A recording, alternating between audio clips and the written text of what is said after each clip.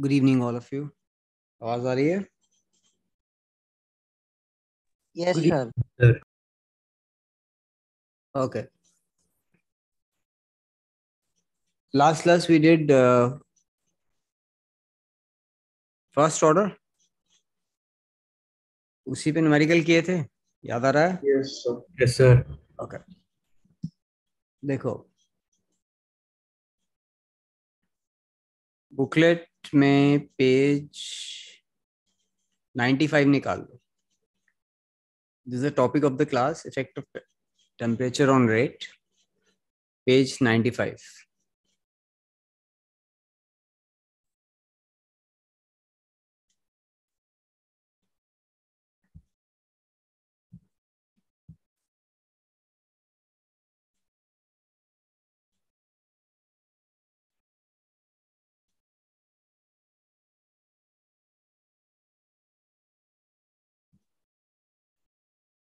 जैसे तुम कभी कोई रिएक्शन लिखते हो केमिस्ट्री में, so sometimes if it is a one sided reaction you put in an arrow like this. अगर वो रिएक्शन रिवर्सिबल होता है तुम ऐसे लिख देते हो। तो ऐसा क्यों होता है कि सारे रिएक्शन रिवर्सिबल नहीं होते, या ऐसा क्यों होता है कि कुछ रिएक्शन वन साइडेड होंगे बट सारे वन साइडेड नहीं हो सकते? क्या रीजन हो सकता है इसका? Anybody, any idea? Stability. Stability is a very broad answer to give.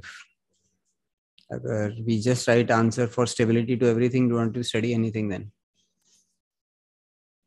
My question is that a lot of times you write, when you're writing the reactions, you use this sign, which means it's a reversible process. Product can give back reactants. And some reactions, the arrow is one-sided. That means products are not capable of giving back reactants. So what will determine that thing? देखो, you will be able to answer this if you listen to today's class carefully. देखो,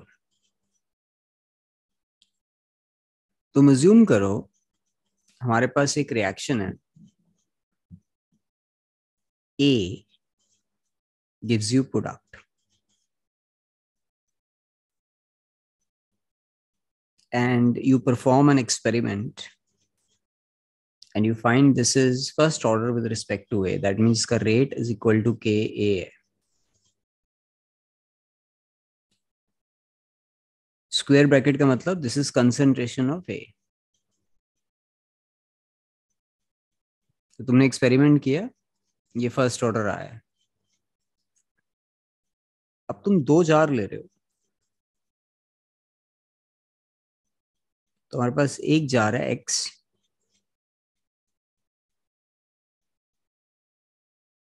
एक jar है Y,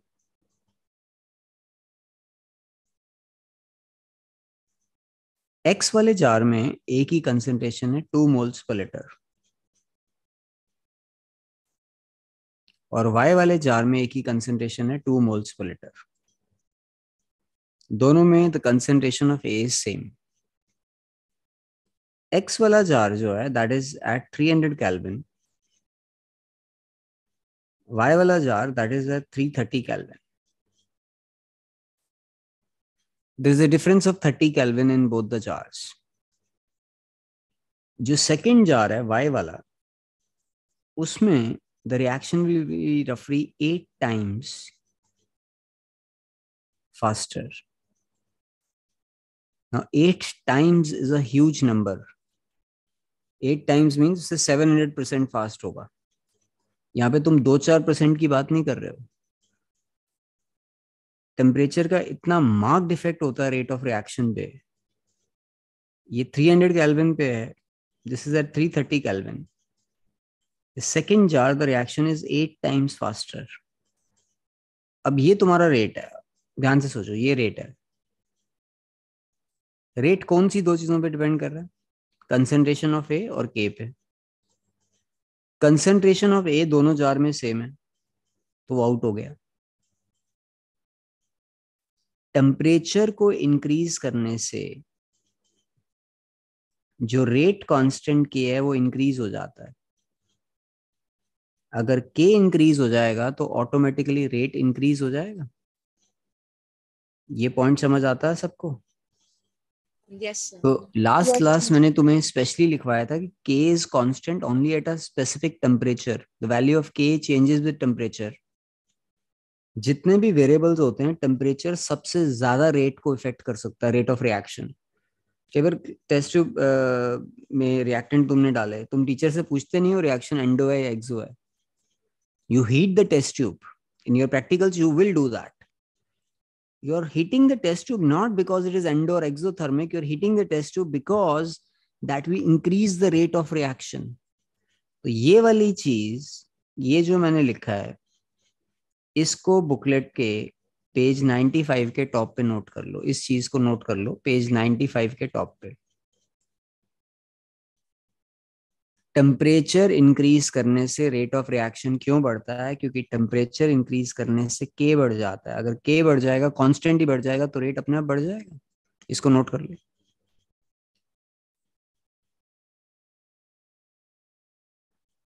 this is your page 95, इसके top पे यहाँ पे note कर लो इसको, ठीक है। अब ये इक्वेशन टिक करो, इसको अंडरलाइन करो पहले जो मैंने हाईलाइट किया, Arrhenius equation. Now Arrhenius equation is quantitatively explaining you this relationship, and this relationship is K is equal to A exponential of minus EA by RT। ये इसका क्वांटिटेटिव एक्सप्रेशन है। ये आपने इक्वेशन एक तो याद करनी है। अब इसमें क्या क्या वेरिएबल्स हैं इसको लिखो, या उसके नीचे लिखा हुआ है, you can just mark it. के इसमें रेट कांस्टेंट है, बुकलेट में तुम्हें लिखा हुआ है। मैथ्स में तुम सबने एक्सपोनेंशियल पढ़ा हुआ है, ई एक्सपोनेंशियल लिखते हैं, पढ़ा हुआ मैथ्स में? नहीं पढ़ा? Yes, sir. Yes, sir. What is the relationship between exponential and log?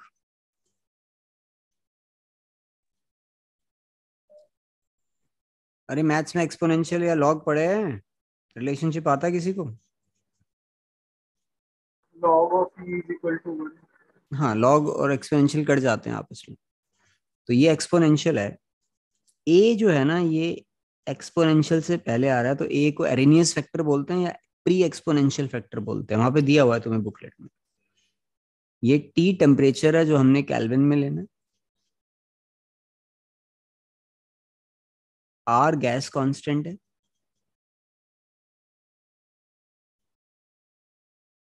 और ई एक्टिवेशन एनर्जी है। ये एक्सप्रेशन आपने याद करना है, सारे वेरिएबल्स यहाँ पे लिख दिए हैं। ई एक्सपोनेंशियल है, ए उससे पहले आ रहा है, तो ए को बोलते हैं प्री एक्सपोनेंशियल फैक्टर और Arrhenius factor. K is rate constant, E is activation energy, R is gas constant, and T is temperature that has to be taken in Kelvin। अब इस इक्वेशन में दोनों साइड हम नेचुरल लॉग ले रहे हैं। अब एक चीज समझ लो, नेचुरल लॉग जो होता है उसको ln लिखते हैं हम, इसका बेस e होता है एक्सपोनेंशियल। जो लॉग log लिखते हैं हम, जो नॉर्मल हम यूज करते हैं, उसका बेस 10 होता है। अगर तुम नेचुरल लॉग को लॉग के फॉर्म में लिखना चाहते हो, लॉग टू द बेस 10 में चेंज करना चाहते हो, ln लिख रहे हो, तो इसका बेस e है। नेचुरल और लॉग तो यूज करते हो, उसका बेस 10 होता है। इसको अगर इसमें चेंज करना है तो इसके साइड पे 2.303 लग जाता है। तो केमिस्ट्री में ऑलमोस्ट हर इक्वेशन में 2.303 जो तुम यूज कर रहे हो, लास्ट क्लास में भी किया था हमने, that comes because when you are changing natural log to the from a log base e to log base 10, this factor will be introduced. तो अब हमारे पास ये अरेनियस इक्वेशन है, k is equal to A minus E A by R T. दोनों side natural log लिया हमने, क्योंकि ई है, नेचुरल लॉग ही लेना पड़ेगा। Log k is equal to log A, E और लॉग आपस में 1 हो जाता है, minus E A by R T आ गया। ये तुम्हें 95 पेज पे दिया हुआ है, मैंने इसका लॉग लेके वहां लिखा हुआ है। अब तुम इसको कंपेयर कर रहे हो y is equal to c plus M X के साथ। इस पार्ट को स्ट्रेट लाइन की इक्वेशन के साथ एक बार कंपेयर करो, तो तुम्हारा y क्या हो जाएगा? ln के, x हो जाएगा तुम्हारा 1/t। इन दोनों का तुम ग्राफ बनाओगे, your slope will be equal to minus EA/r and the intercept will be log a। Intercept होता है जहां वो y एक्सिस को कट करता है। ये ग्राफ, स्ट्रेट लाइन का ग्राफ बुक में बना हुआ, देखो चेक करो एक बार 95 पेज पे। How do you choose x axis and y axis? मतलब तुम्हें कोई भी फिजिक्स में तुम ग्राफ बना रहे हो, x और y एक्सिस को चूज कैसे करते हैं हम? How we decide which will come on x axis?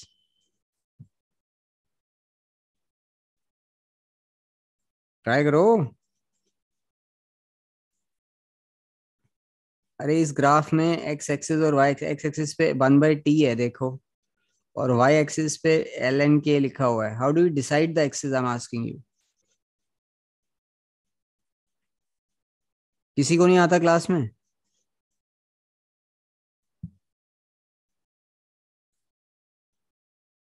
जो एक्सपेरिमेंट के दौरान जो चीज तुम कंट्रोल कर सकते हो, जो तुम्हारे हाथ में होता है, उसको बोलते हैं इंडिपेंडेंट वेरिएबल।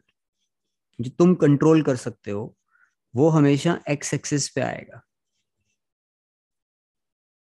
जिसको चेंज करने की वजह से वो चेंज हो रहा है वो वाई एक्सिस पे आएगा। तुम रेट कांस्टेंट तुम्हारे हाथ में नहीं है, तुम्हारे हाथ में टेम्परेचर है। तो टेम्परेचर तुम एक्स एक्सिस पे ले रहे हो 1/t, और लॉग के तुम वाई एक्सिस पे ले रहे हो। What you control in physics, it says what you control has to be on x axis, and what is controlled by that automatically comes on y axis. This is what you have to understand. अब यहाँ पे देखो, ये graph सबको समझ आ रहा है? दिया हुआ है। Yes, sir. इसको जो मैं Yes. हाईलाइट कर रहा हूँ, इसको बॉक्स में डालो, इसको, इस इक्वेशन को बॉक्स में डालो, और इसको हमने कंपेयर किया हुआ है y is equal to mx plus c के साथ, और ये ग्राफ पे टिक कर लो। ये तीन चीजें आपस में रिलेटेड हैं।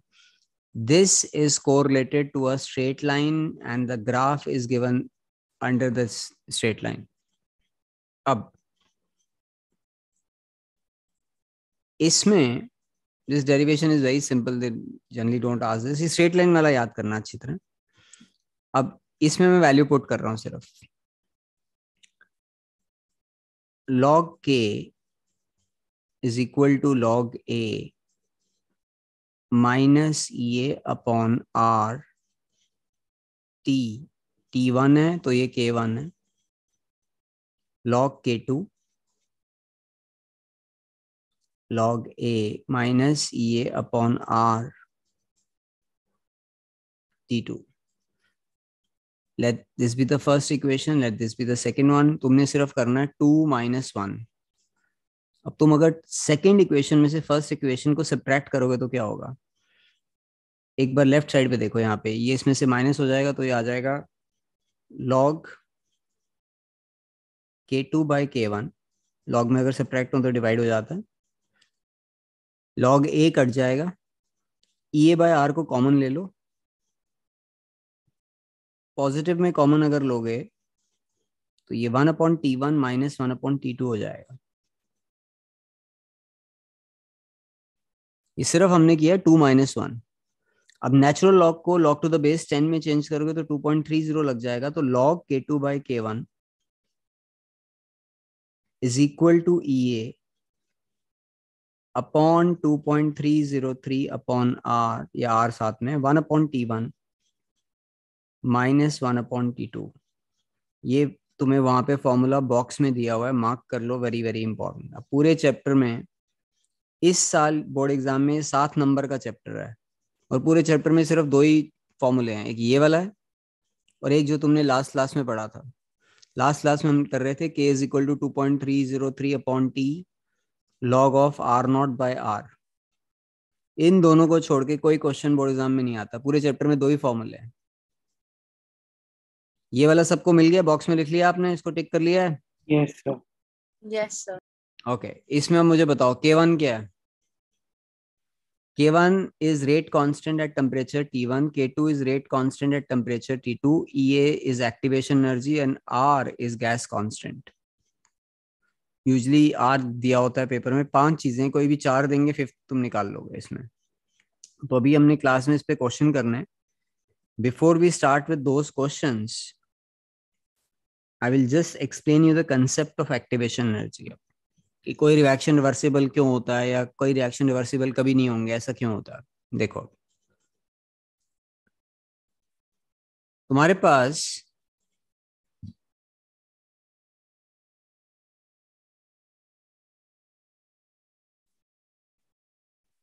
ये वाला फॉर्मूला टिक कर लेना। ये मैंने तुम्हें ये बोला, ये टिक कर लो। अब इस पे क्वेश्चन थोड़ी देर में करते हैं। देखो, if I tell you that A plus B, it is giving you C plus heat, तो ये रिएक्शन एंडो या exo? This is an example of endothermic और एक्सोथर्मिक। Exothermic. ये एक्सोथर्मिक है। तो अगर मैं तुम्हें बोलूं कि इसमें 20 जूल हीट रिलीज हो रही है, if the energy of both the reactants put together is 130 joule, can you tell me the energy of C? What will be the energy of C? 110. 110 joule, because energy cannot be created or destroyed. अब इस side पे काफी important graph है, देखना। अब इस side पे potential energy है, एक्स एक्सिस पे है रिएक्शन कोऑर्डिनेट्स, जिस तरह रिएक्शन प्रोसीड कर रहा है। ये एवरेज एनर्जी ऑफ रिएक्टेंट है, ER।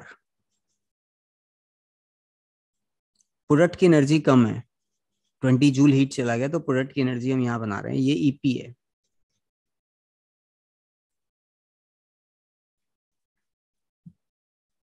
फिजिक्स में कंसेप्ट है minimum energy leads to maximum stability.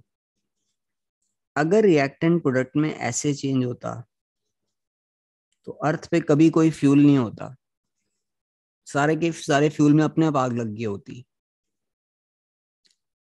Reactant कभी प्रोडक्ट में सीधा चेंज नहीं होता, रिएक्टेंट और प्रोडक्ट के बीच में एक एनर्जी बैरियर है। This is how reactant will change into product. तो रिएक्टेंट शुरू में एनर्जी गेन करेगा, अपने बॉन्ड्स तोड़ेगा। हाईएस्ट पॉइंट जो एनर्जी का होता है उसको बोलते हैं एक्टिवेटेड कॉम्प्लेक्स।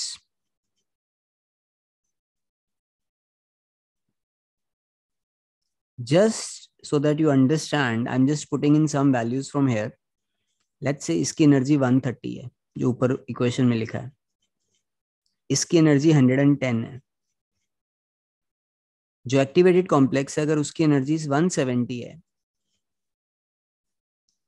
तो मैं रिएक्टेंट को कितनी एनर्जी दूं कि वो बैरियर पार कर जाए? मिनिमम कितनी एनर्जी दूं रिएक्टेंट को बैरियर पार करने के लिए? 130 को 170 करने के लिए कितनी एनर्जी चाहिए? 40. That is called activation energy. जो तुम उस फॉर्मूले में एक्टिवेशन एनर्जी पढ़ रहे हो, दैट इज एक्टिवेशन एनर्जी। तो ये अगर तुम उसको 40 एनर्जी नहीं दोगे तो प्रोडक्ट नहीं बनेगा। ये रिएक्टेंट की एवरेज एनर्जी है। हो सकता है किसी रिएक्टेंट की एनर्जी 200 भी हो, किसी की एनर्जी 5 भी हो, ये एवरेज एनर्जी है। ये जो हाईएस्ट पॉइंट है, ये एक्टिवेटेड कॉम्प्लेक्स है। Unless reactant is able to cross this barrier, it cannot change into a product. तो activation energy is basically representing the barrier. अब फॉरवर्ड रिएक्शन के लिए, इस केस में फॉरवर्ड रिएक्शन के लिए ये एक्टिवेशन एनर्जी है, विच इज 40।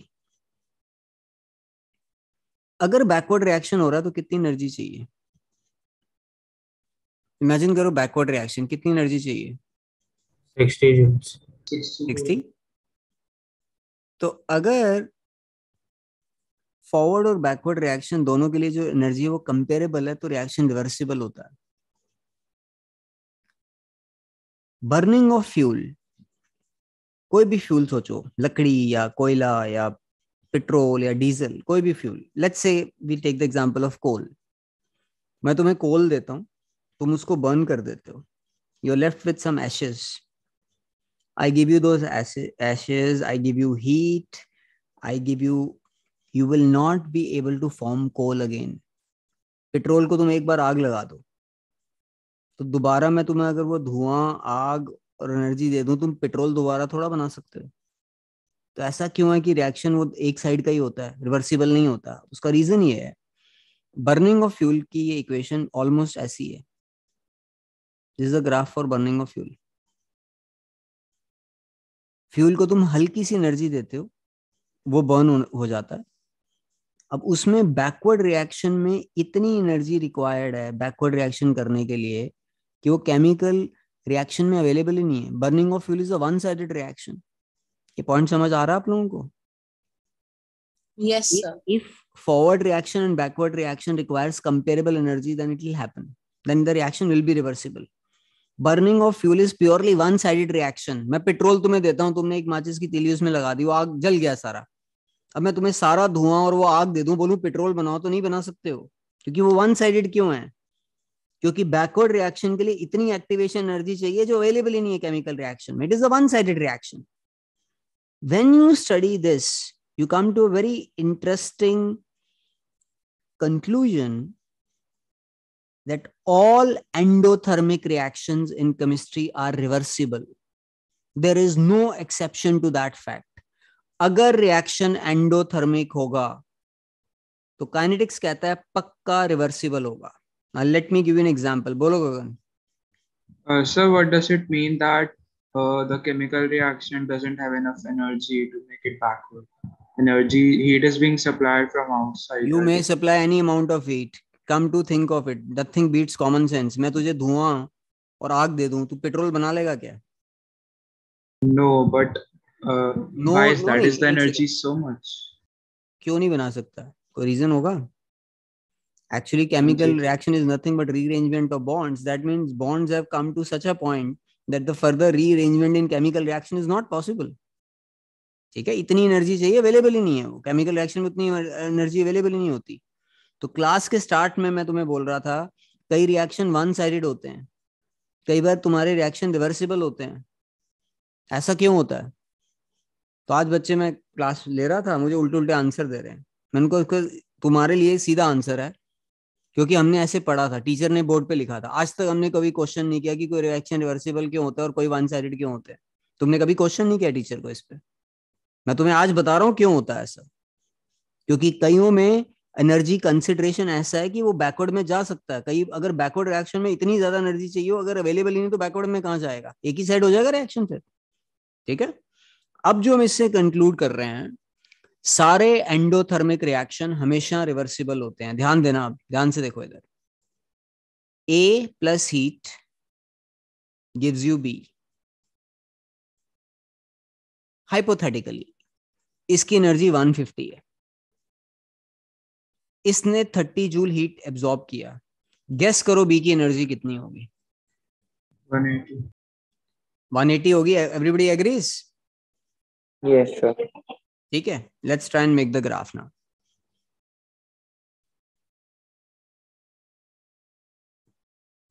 एक्स एक्सिस पे तुमने लेना है पोटेंशियल एनर्जी, वाई एक्सिस पे रिएक्शन कोऑर्डिनेट्स। जिस तरह रिएक्शन प्रोसीड कर रहा है, हमेशा तुम्हारे लेफ्ट पे रिएक्टेंट होना चाहिए। इस बार ये 150 है, ये रिएक्टेंट की एनर्जी है। हम ग्राफ बना रहे हैं एंडो का, एंडो। तो प्रोडक्ट कहाँ लाया करेगा? दिमाग लो। प्रोडक्ट की एनर्जी इससे कम होगी, ज्यादा होगी? ऊपर देखो यहाँ पे, ये 150 है तो ये कितना है? यहाँ आएगा प्रोडक्ट, ये ईपी हो गया, एवरेज एनर्जी ऑफ प्रोडक्ट। अब तुम इस पे ग्राफ ऐसे बना रहे हो, तो लेट्स पुट इन द, तुम नंबर मत लिखना पेपर में, मैं तुम्हें समझाने के लिए लिख रहा हूँ, तुमने कोई नंबर नहीं लिखना है यहाँ पे। ये 150 है, 180 है, लेट्स से ये हाईएस्ट पॉइंट है एनर्जी का, ये 200 है। तुम बताओ फॉरवर्ड रिएक्शन के लिए कितनी एक्टिवेशन एनर्जी चाहिए? 50. फॉरवर्ड रिएक्शन के लिए कितनी एक्टिवेशन एनर्जी चाहिए? फॉरवर्ड रिएक्शन करना है तो 50? Yes no? Yes, sir. Backward के लिए कितनी चाहिए? 20. 20. फॉरवर्ड रिएक्शन करना मुश्किल है, बैकवर्ड करना आसान है। उस कंडीशन में बैकवर्ड तो पक्का हो ही जाएगा। सारे एंडोथर्मिक रिएक्शन हमेशा रिवर्सिबल होते हैं। Can you tell me the reason for that? All endothermic reactions in chemistry will always be reversible. उसका आंसर है because it is easy to go back, because backward reaction requires lesser activation energy. अब तुम्हें यहाँ पे ये देखो 96 page पे तुम्हें ये ग्राफ बनाया, लेफ्ट वाला ग्राफ देखो, लेफ्ट साइड वाला। इस ग्राफ में सबसे पहले ये बताओ, ग्राफ को देख के, एंडो का एक्सो का ग्राफ, जो ग्राफ बना हुआ है, Exo. Exo. तुम्हें कैसे पता एक्सो? So product की फॉरवर्ड energy रिएक्शन की कम है, reactants. एक्टिवेशन एनर्जी कम है। या तुम ये बोल सकते हो ए बी से ऊपर है, ध्यान से देखो, ए बी से ऊपर है तो रिएक्टेंट की एनर्जी ज्यादा है, प्रोडक्ट की एनर्जी कम है, इसलिए इसके ऊपर लिखो एक्सोथर्मिक, ग्राफ के ऊपर लिखो एक्सोथर्मिक। ये ग्राफ का टाइटल याद कर लेना, it is the graph showing a plot between potential energy and reaction coordinates. Board exam में पूछा था which is the most unstable state during the course of reaction, क्या लिख के आना है? इस पूरे ग्राफ में सबसे अनस्टेबल पॉइंट कौन सा है? C. Activated complex. Activated complex में क्या हो रहा है? रिएक्टेंट के बॉन्ड टूट चुके हैं, प्रोडक्ट के बॉन्ड बने नहीं है, लूज बॉन्ड्स हैं सारे। So it is the most unstable state during the course of reaction is called activated complex. ये ग्राफ एक्सो का है, लिख लिया तुमने एक्सो का? अब साइड वाला पेज खाली है, Yes. उस पे साइड वाले पेज पे ये वाला ग्राफ बनाओ जो तुम्हारे सामने अब बना हुआ है। मैं ये रब कर देता हूँ, वैल्यूज मत लिखना उसमें, इसको ड्रॉ करो और साइड पे लिखो एंडोथर्मिक।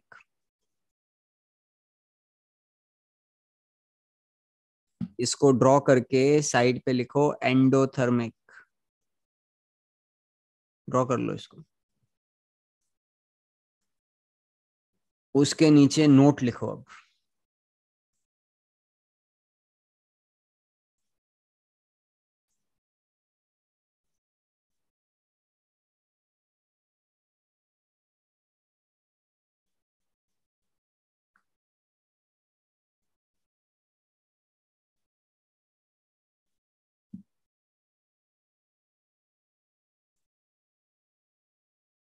ड्रॉ कर लिया है? Yes, Yes. sir. नोट लिखो, all endothermic reactions are always reversible.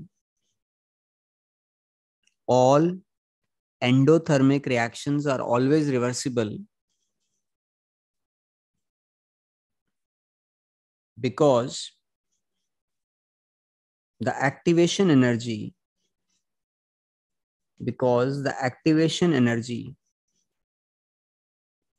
required for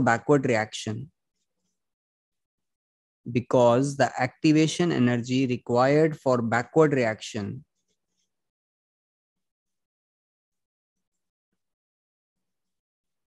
is less than forward reaction. Because the activation energy required for backward reaction is less than forward reaction.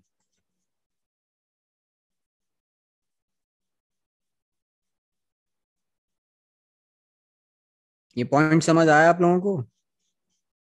सारे Yes. के सारे endothermic reaction chemistry में हमेशा reversible होंगे।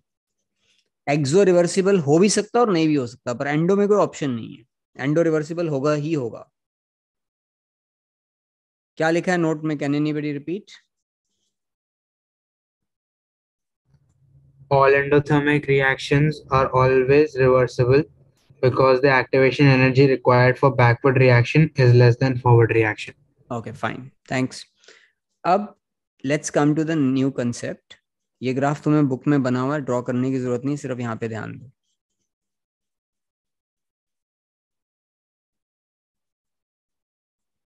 ये average energy of reactance है ER, ये average energy of products है EP। ये हमने ऐसे ड्रॉ कर दिया।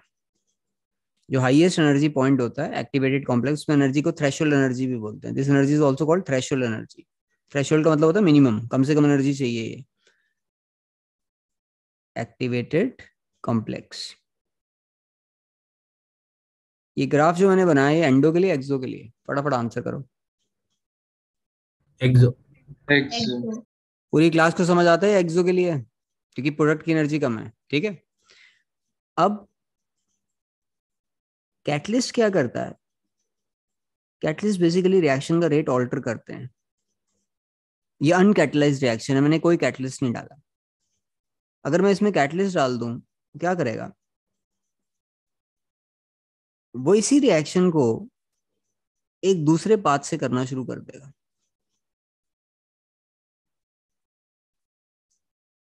सपोज ये एनर्जी 100 है, ये 80 है, ये 190 है, तो फॉरवर्ड रिएक्शन के लिए एक्टिवेशन एनर्जी 90 चाहिए थी। कैटलिस्ट डाला, ये 120 पे ले आया इसको। बैरियर ही नीचे ले आता है, तो आगे जाना भी आसान हो जाएगा और पीछे आना भी आसान हो जाएगा। तो कैटलिस्ट कभी ऐसा कैटलिस्ट नहीं हो सकता जो सिर्फ फॉरवर्ड रिएक्शन को सपोर्ट करे। कैटलिस्ट पूरे का पूरा बैरियर नीचे ले आया, तो आगे जाना भी आसान हो जाएगा और पीछे आना भी आसान हो जाएगा। तो पेज के एंड पे देखो ये ग्राफ बना हुआ है तुम्हें। अगर कैटलिस्ट वाला ग्राफ आता है तो ये लास्ट वाला बनाना है, ये वाला। इसमें डार्क लाइन जो है वो अनकैटलाइज्ड रिएक्शन है, जो डॉटेड लाइन है वो कैटलाइज्ड रिएक्शन है। ठीक है, इसमें एक नोट लिखो, इसमें एक नोट लिखो इसके नीचे। Catalyst supports both forward and backward reaction. Catalyst supports both forward and backward reaction by lowering the barrier, by lowering the energy barrier. Catalyst supports both forward and backward reaction by lowering the energy barrier.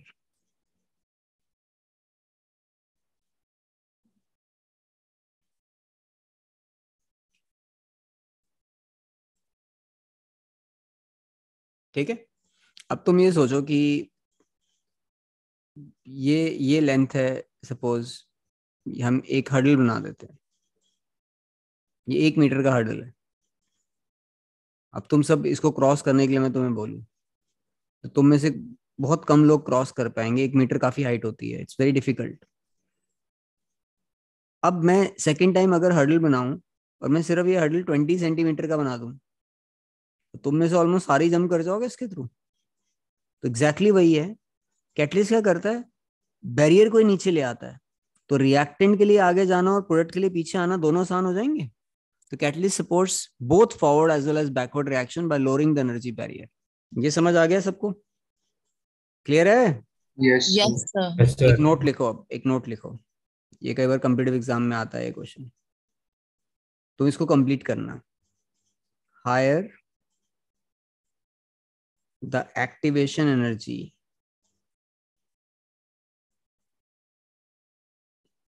क्या लिख सकता हूं मैं इसमें? Higher the activation energy dash the reaction, क्या होगा? Slower. Lower. Slower. जितनी ज्यादा एक्टिवेशन एनर्जी होती है उतना रिएक्शन स्लो होता है, क्योंकि उतने कम रिएक्टेंट के मॉलिक्यूल बैरियर को क्रॉस कर पाते हैं। नोट कर लो इसको। एक्टिवेशन एनर्जी बेसिकली रिएक्शन के अगेंस्ट है। एक्टिवेशन एनर्जी जितनी ज्यादा होगी रिएक्शन उतने धीरे होगा। तो कैटलिस्ट क्या कर रहा है? एक्टिवेशन एनर्जी को ही कम कर रहा है, अपने रिएक्शन को क्या कर देगा? फास्ट कर देगा। कंसेप्ट समझ आ रहा है सबको? Yes. ओके, अब हमने क्लास के स्टार्ट में ये थ्योरेटिकल पार्ट था, इसमें न्यूमेरिकल आने का ज्यादा चांस है। थ्योरी में तुम्हें ग्राफ अगर आएंगे, और एक ये डेफिनेशन मार्क कर लो यहाँ पे, पिछले पेज पे ये डेफिनेशन मार्क कर लो, एक बार रीड कर लो highlighted definition.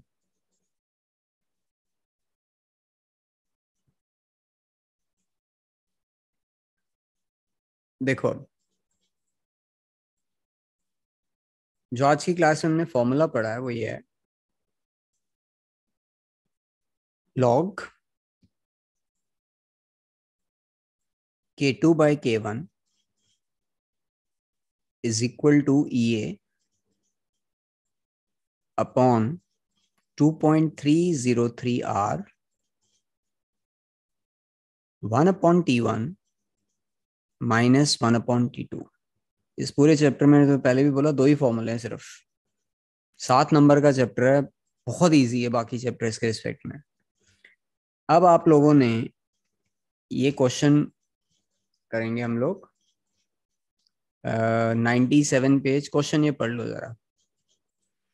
The rate of chemical reaction doubles for an increase of 10 kelvin in absolute temperature from 298 kelvin. 298 kelvin पे 10 केल्विन तुमने बढ़ाया, इसका मतलब 308 पे गए, रेट ऑफ रिएक्शन डबल हो गया।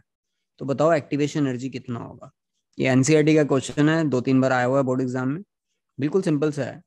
यहाँ पे एक लाइन लिखी है, the rate of chemical reaction doubles for increase in 10 kelvin. Double का मतलब क्या होगा, रेट डबल होने का मतलब है what is the relationship between K1 and K2। What will be the relationship between K1 and K2 अगर रिएक्शन डबल हो रहा है तो। K2 is twice of K1. तुमने ऐसे लिखना है, since the rate of reaction doubles that means K2 is 2 times K1। R constant होता है, R की वैल्यू बोर्ड एग्जाम में दी होगी 8.314 जूल पर केल्विन पर मोल। अब मैं पूरा क्वेश्चन सॉल्व कर रहा हूं तो मेरे साथ इसको नोट कर लो। नेक्स्ट क्वेश्चन तुम लोगों ने करना है, एक इसको नोट करो। तुमने पहली लाइन उसमें लिखी, since the rate of reaction doubles K2 will be twice of K1। अब इसको पुट कर दो इसमें, लॉग K2 की जगह पुट किया 2K1 upon K1 is equal to EA तुमने निकालना है। 2.303 कांस्टेंट है, हर बार लगेगा। R की वैल्यू होती है 8.314 जूल पर केल्विन पर मोल। R लिख दिया हमने। इनिशियल टेम्परेचर है 298 केल्विन, फाइनल टेम्परेचर है 308 केल्विन। सबसे पहले यूनिट्स देख लेते हैं हम। ये पर केल्विन, केल्विन के साथ कट गया। एक्टिवेशन एनर्जी के यूनिट होते हैं जूल पर मोल, और यहाँ पे लॉग वाली साइड पे 2K1 है, नीचे K1 है तो ये कट गया। लॉग 2 की वैल्यू होती है 0.301। लास्ट क्लास भी लिखवाई थी तुमने वैल्यू, ये मैंने। ये तुमने निकालना है। अब ये जो ब्रैकेट में 1/298 माइनस 1038 इसको कॉमन ले रहे हैं हम, यहाँ पे आ जाएगा 2.303 इंटू 8.314, ऊपर आ गया 10 अपॉन 298 इंटू 308, और इसके यहाँ पे है जूल पर मोल। तुम सिर्फ क्रॉस मल्टीप्लाई कर रहे हो, पूरे क्वेश्चन में सिर्फ क्रॉस मल्टीप्लाई करना है। ये निकालना है तुमने, सबको उस साइड ले जाओ सबको। तो ये will be equal to 0.301 into 2.303 into 8.314 into 298 into 308 everything divided by 10 joule per mole. इसको मल्टीप्लाई करके फटाफट आंसर निकालो, कितना आता है बोलो आंसर। ये नोट कर लो, सारा का सारा इंपॉर्टेंट क्वेश्चन है। आंसर बताओ कितना आ रहा है।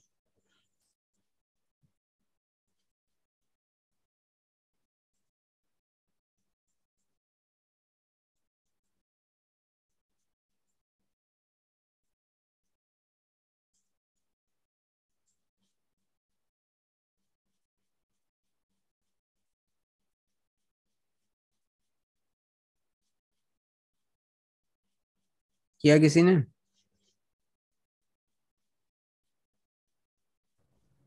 52,897.77 जूल पर मोल।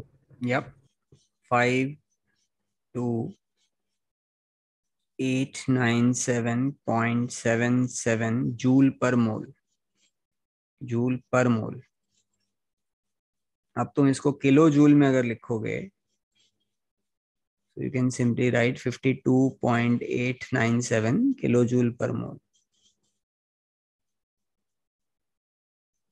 ये तुम्हारा फाइनल आंसर है इसमें. अब तुम लोगों को समझ आया ये क्वेश्चन? Yes, sir. मैं दूं Yes. ऐसा क्वेश्चन करोगे? अब लिखो एक क्वेश्चन. हमने जो क्वेश्चन किया है ये 23rd किया है, और अगर तुम ये सारे क्वेश्चन कर लो 24, 25, 26, 27, इनके बियॉन्ड क्वेश्चन नहीं आते बोर्ड एग्जाम में. एंड पॉइंट ऑलमोस्ट 6-7 क्वेश्चन ही है जो हर बार घूम फिर के आएंगे वहां पे. पहले एक क्वेश्चन ट्राई करते हैं. तुम लोग ट्राई करो, लिखो एक क्वेश्चन. फॉर्मूला यहाँ लिखा हुआ है, सेम यूज होगा log K2/K1 वाला. क्वेश्चन लिखो.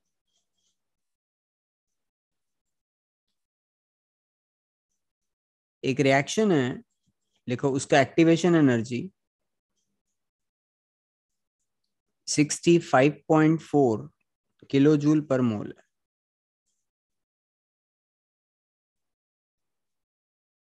इनिशियल टेम्परेचर 300 केल्विन है. K1 इनिशियल रेट कांस्टेंट की वैल्यू है 2.4 इंटू 10⁻³ पर सेकेंड. फाइनल टेम्परेचर 330 केल्विन है.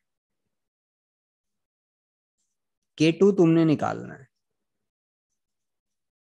और R कांस्टेंट है जो तुम्हें दिया हुआ है 8.314 जूल पर केल्विन पर मोल. R is given to you. शुरू हो जाओ. EA T1 T2 K1 तुम्हें दिए, तुमने K2 निकालना है. फॉर्मूला है log of K2/K1 is equal to EA upon 2.303 R 1 upon T1 minus 1 upon T2.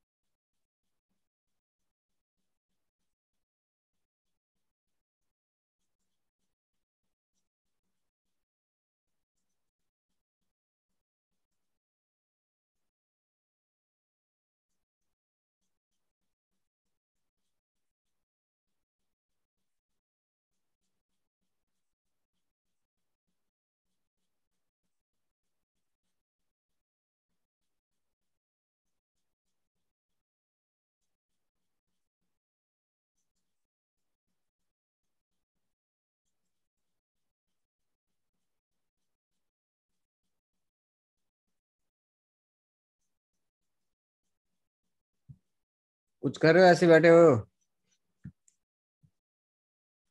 अगर किसी नंबर का एंटी लॉग चाहिए तो बता रहा हूँ. हाँ,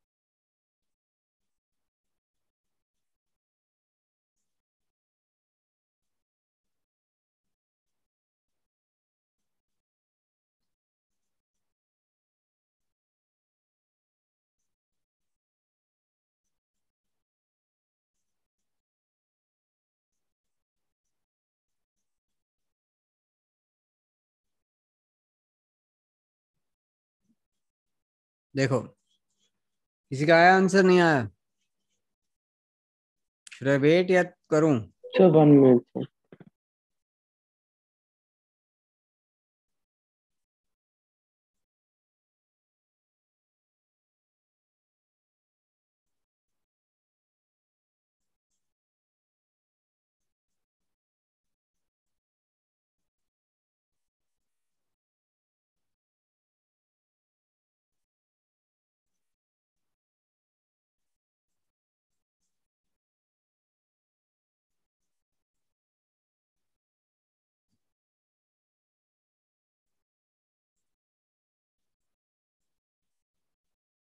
देखो अब इधर, तेरा कोई नहीं आंसर दे सकता पूरी क्लास में, एक आंसर आया। और ये तेरा आंसर पक्का गलत है। अब उसका रीजन सुन ले। मैंने तुझे के की वैल्यू दी है 2.4 इंटू 10⁻³ जब टेम्परेचर 300 है। अगर टेम्परेचर 330 है तो रेट ऑफ रिएक्शन फास्ट ही इसलिए होता है, क्लास के स्टार्ट में क्या लिखा था, टेम्परेचर इंक्रीज करने से के इंक्रीज हो जाता है। तो तेरा के कम कैसे हो जाएगा, 10⁻⁻7 कैसे हो जाएगा? देखो अब इस क्वेश्चन में एक चीज सीख लो, ये इंपॉर्टेंट है क्वेश्चन।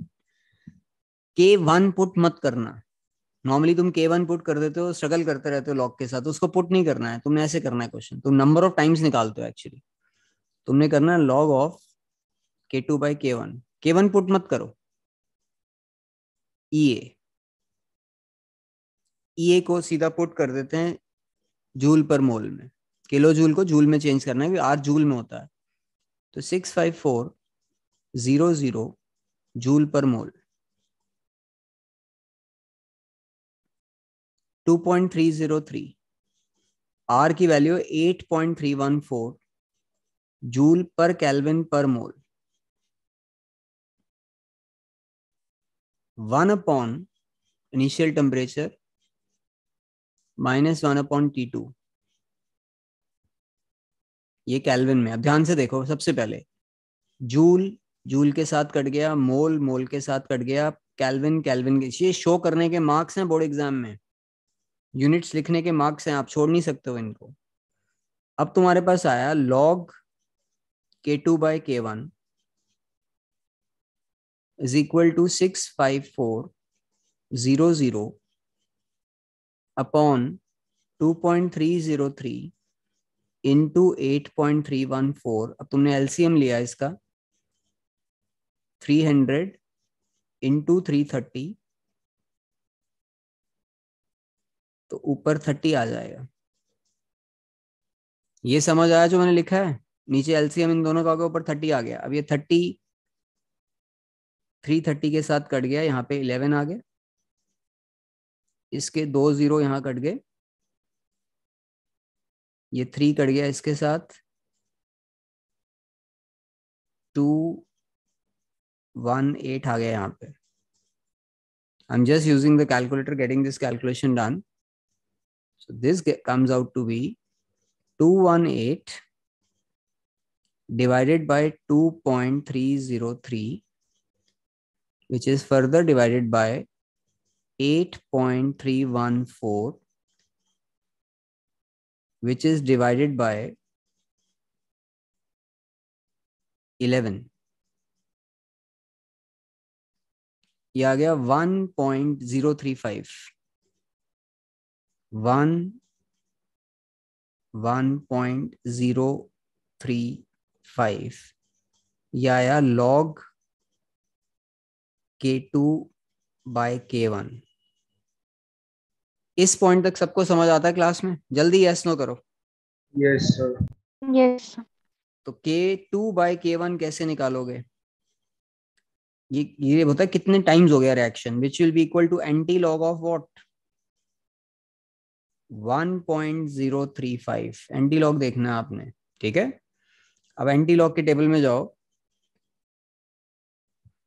इसमें एंटी लॉग 1.035 है, तो 035 का देखना है। ये देखो, अब ये है 03, ये कॉलम्स बने हुए हैं, तो एंटी लॉग का टेबल होना चाहिए, पहले ये चेक कर लेना। सेकंड लास्ट पेज है तुम्हारी बुकलेट का, ये 5 पे हूं मैं। 035 नजर आ रहा है, 1084 नजर आ रहा है सबको? Yes no? Yes, sir. Yes, sir. 1084, ठीक है, याद रखना 1084। तो तुमने यहाँ पे पुट किया K2/K1 इज इक्वल टू 1, कितना था, 1084। 8-4.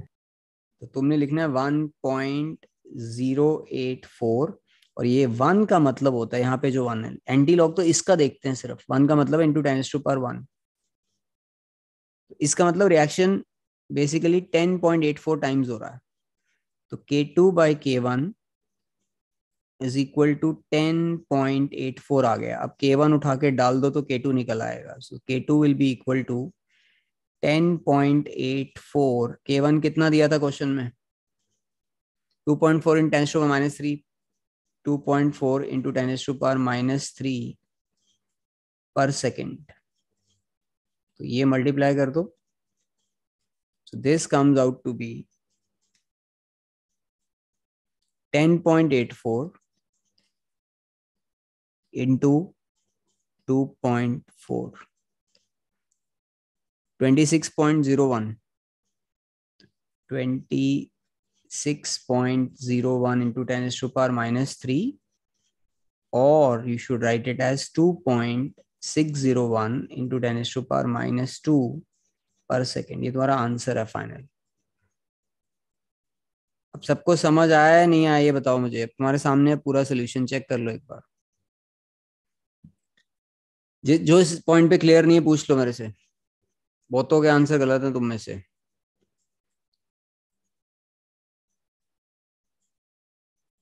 क्लियर है ये answer? Yes, sir. sir. Don't put the value of K1. Find the number of times and then multiply that. इसमें तुम्हें ये पूछना है बोर्ड एग्जाम में रिएक्शन कितने टाइम्स हो रहा है. तुम्हारा आंसर है 10.84 टाइम्स हो रहा है. अब तुमने 2 क्वेश्चन सिर्फ इसके कंप्लीट करने हैं before we commence the next class. Note कर लो, ये कंप्लीट होने चाहिए. ये 2 क्वेश्चन नोट करो. एक बार ये क्वेश्चन पढ़ो 24th. ये भी एनसीईआरटी का है, पढ़ो एक बार. The rate constant K for the reaction increases 4 folds, मतलब 4 times when temperature changes from 300 to 320 Kelvin. Calculate the energy of activation for this reaction. हो जाएगा? Yes, sir. Yes, sir. Times का मतलब क्या लिखोगे तुम? स्टार्ट किससे करो? K2 will be 4 times K1. K1. इसकी जगह एक और वर्ड यूज करते हैं क्वाड्रैपल्स या ट्रिपल यूज करेंगे तो K2 will be 3 times K1. उसका ध्यान रखना. ये क्वेश्चन तुमने कंप्लीट करना है. ट्राई करो आज ही मुझे करके भेज दो व्हाट्सएप पे. एक ये और एक 26th क्वेश्चन पढ़ो. अब ये मैंने तुम्हें दिया अभी. The first order rate constant for decomposition of ethyl iodide at 600 Kelvin is 1.6 in 10⁻⁻5 दिया हुआ. K की वैल्यू दी हुई है. Its energy of activation is 209 kilojoule per mole. Calculate the rate constant at 700 Kelvin. T1 है, T2 है, K1 है, K2 निकालना है और ये दिया हुआ. एग्जैक्ट सेम क्वेश्चन था जो अभी तुम लोगों ने किया है. ये एनसीईआरटी का क्वेश्चन है, बोर्ड एग्जाम में आया हुआ है. ये 2 क्वेश्चन 24 और 26 तुमने नेक्स्ट क्लास से पहले करके मुझे भेजने हैं. क्लियर है सबको? Yes, sir. Yes, sir. Okay. अब मैं तुम्हें 3 वीडियोस भेज रहा हूँ ग्रुप में. जो 2 तुम्हारे प्रैक्टिकल हैं.